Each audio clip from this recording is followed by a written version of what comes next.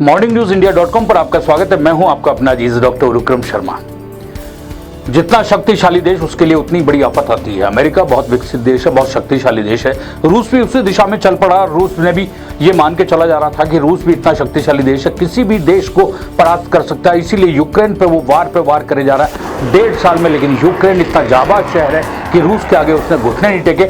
लेकिन अब रूस इस समय बहुत बिलबिला रहा है, पागल हो रहा है और समझ नहीं पा रहा है रूस का क्या हो रहा है। व्लादिमीर पुतिन जो राष्ट्रपति रूस के हैं, राष्ट्र के नाम संबोधन कर रहे हैं। हालात उनके यहाँ देश में इस कदर हो चुकी, गृह युद्ध के हालात हो चुके। यूक्रेन से लड़ने के लिए जिस प्राइवेट सेना का इंतजाम किया गया वैगनर, उस वैगनर ने ही पूरी तरीके से व्लादिमीर पुतिन की हवा निकाल के रख दी है। और अब रूस की सरकार सख्त में आ गई है। जो प्राइवेट सेना है उसने बगावत कर दी है और बगावत करने के बाद में रोस्तोव शहर के रूसी मुख्यालयों पर कब्जा कर लिया।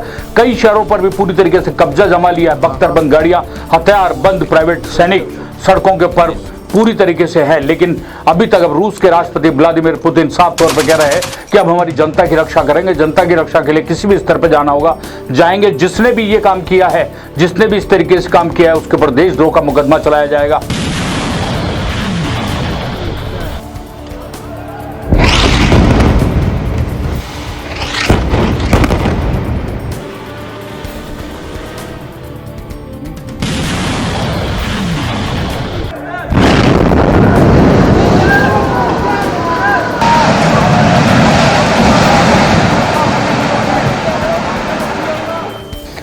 वैगनर जो सेना है, प्राइवेट सेना, उसके प्रमुख है प्रिगोजिन।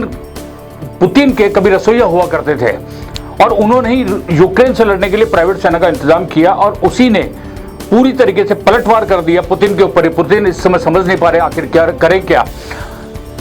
वो साफ तौर पर घुटने भी टेकने की स्थिति में आ रहे हैं और साफ तौर पर कह रहे हैं कि यदि जिसने सेना के खिलाफ हथियार गिरा दिए तो उसे पूरी तरह सुरक्षा दी जाएगी। इधर रूस की सेना भी पूरे मुकाबले के लिए तैयार है। वहां लोगों से साफ तौर पर कहा है कि घरों से बाहर नहीं निकले, सारे ऑफिसेज को खाली करा दिया गया है।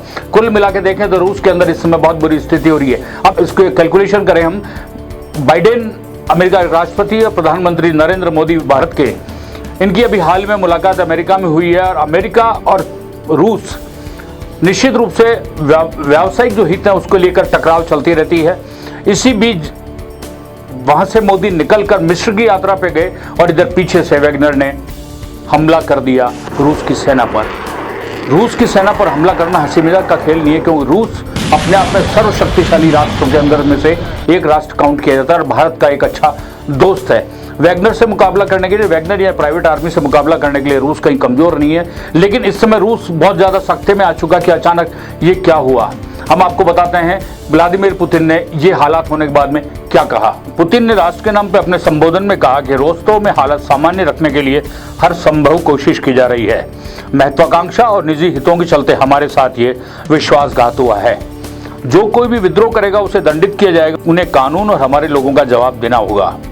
जिसने भी जानबूझकर देशद्रोह का रास्ता अपनाया है, सशस्त्र विद्रोह की तैयारी की है, आतंकवादी तरीके अपनाए, उसके खिलाफ बड़ी कार्रवाई की जाएगी। हम आंतरिक देशद्रोह सहित सभी खतरों के खिलाफ अपने लोगों और देश की रक्षा करेंगे। रूसी मीडिया आरटी ने भी प्रिगोजिन के हवाले से कुछ वीडियो जारी किए हैं, जिसमें रोस्तोव की सड़कों और मिलिट्री हेडक्वार्टर्स के बाहर वैगनर के लड़ाके और बख्तरबंद गाड़ियों नजर आ रही है। न्यूयॉर्क टाइम्स के मुताबिक हालात को देखते हुए रोस्तोव के मेयर ने लोगों से घर के अंदर रहने की अपील करी है। अल जजीरा की रिपोर्ट्स के अनुसार मास्को की सड़कों पर बख्तरबंद गाड़ियां और रूस की सेना तैनात है। मेयर सरगेई ने कहा है कि सुरक्षा को मजबूत करने के लिए आतंकवाद विरोधी उपाय किए जा रहे हैं। सार्वजनिक कार्यक्रमों को प्रतिबंधित किया जा सकता है।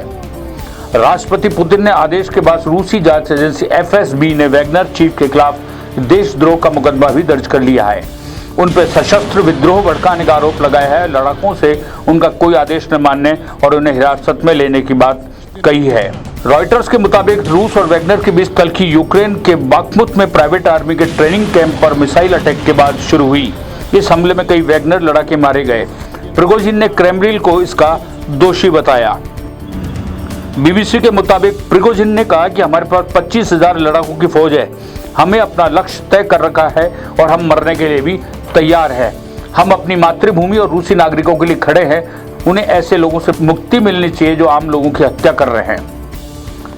बीबीसी के मुताबिक पुतिन विरोधी नेता मिखाइल खोदोरकोवस्की ने रूसियों से वैगनर चीफ येवगेनी प्रिगोजिन का समर्थन करने की अपील की है। येवगेनी ने मॉस्को के सैन्य नेतृत्व को मिटाने की कसम खाई है। मिखाइल ने कहा, अगर वैगनर ने क्रेमलिन पर कब्जा करने का फैसला किया है तो हमें जरूरत पड़ने पर उनका साथ लड़ना होगा। पुतिन से मतभेद के बाद प्रिगोजिन ने 10 साल जेल में बिताए हैं। अब उसने रूसी राष्ट्रपति के खिलाफ एक्शन लेने का फैसला किया है। कुल मिला के देखा जाए तो आपने अब सारा दृश्य देखने के बाद आपको समझ में आ गया होगा कि रूस की जिन सड़कों पर बहुत खुशहाली चमका करती थी, विकास दिखा करता था, वहाँ हथियारबंद सिर्फ प्राइवेट वैगनर जो रूस की सेना है उसके और रूसी सैनिक जो ऑफिशियल सेना है वही नजर आ रही हैं। मॉस्को के सारे जो हाईवे हैं वो भी बंद कर दिए गए हैं। पूरी तरीके से चारों तरफ अलर्ट कर दिया गया है और कहे तो यूँ कि एक तरीके की रूस में इमरजेंसी लगा दी गई है। आप हमारे साथ यूं ही बने रहिए, हम आपको पल पल का अपडेट देते रहेंगे रूस में अब आगे क्या।